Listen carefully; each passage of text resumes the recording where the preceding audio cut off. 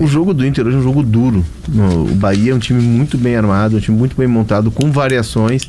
Tanto é que o Bahia começa o ano jogando com 3 zagueiros: Gabriel Xavier, Canu e o Mingo, que é um cara que eles buscaram no Defensa e Justiça. Eles tentaram o Wagner Leonardo, mas o Vitória, claro, não vai liberar seu principal jogador na época, o capitão, pro adversário. O Rogério jogava com esses 3 zagueiros e os 2 alas, que era o Juba e o Gilberto ou Arias, vinham para dentro fazer de meia e ele avançava o restante do time. Isso. Na final do Campeonato Baiano ele joga com uma linha de 4, com um dos zagueiros fazendo de lateral. Contra o Corinthians ele já muda, ele joga zagueiros e 2 laterais, ele vai variando muito. A ideia que foi trazida pelo Felipe de jogar o Ener Valencia, me parece que é de um Inter que vai marcar muito e que vai tentar aproveitar a transição.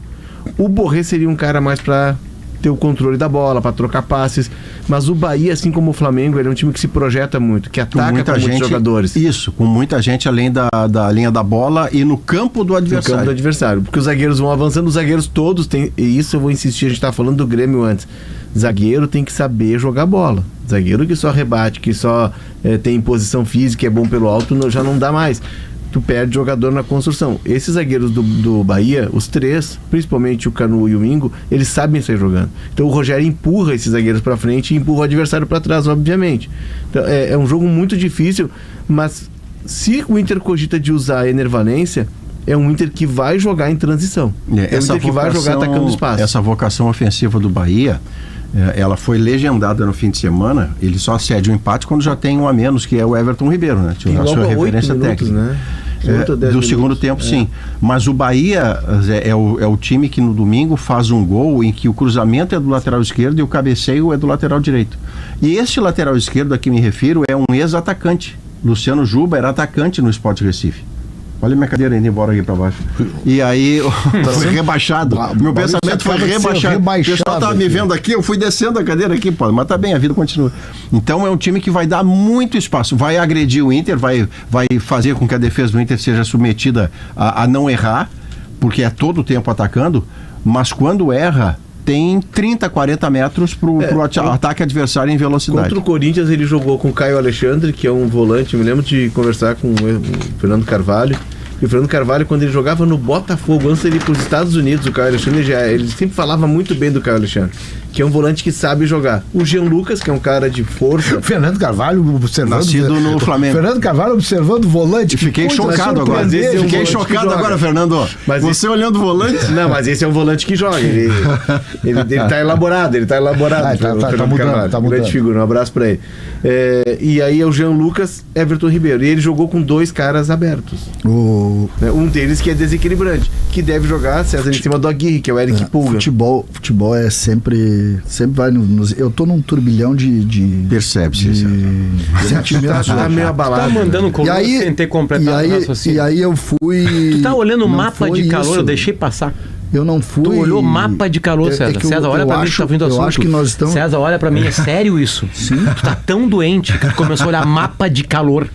Tu disse que tu é raiz, que não sei o quê. Tu veio com uma tese em cima, baseada em mapa de calor. O mapa de calor do César. Eu tô começando a achar. O círculo polar é no meio, César. Não, é que eu tô começando a achar que esse treinador tá nos enganando. Como é que tá em Capão da Canoa? Não, eu tô começando a achar que esse treinador tá nos enganando. Que ele, na verdade, é um gênio e a gente não leu. Olha só aqui, ó. Eu tenho um ritual do secador, assim como o Potter, e a primeira coisa que eu faço de manhã, quando o assunto é secar, é dar uma olhada no adversário do Internacional. E aí eu fui olhar. E aí o time joga com Ronaldo, que era do Atlético Goianiense. O zagueiro é o Gilberto, que jogou aqui em 1946, antes do Cláudio Duarte. Fez gol contra o Corinthians agora? Canu. Aliás, com o cruzamento do lateral esquerdo. Aí o meu zagueiro pela esquerda é o Ramos Mingo. Ramos Mingo, argentino. Mingo. Jogador argentino não precisa. E o lateral esquerdo é o Juba.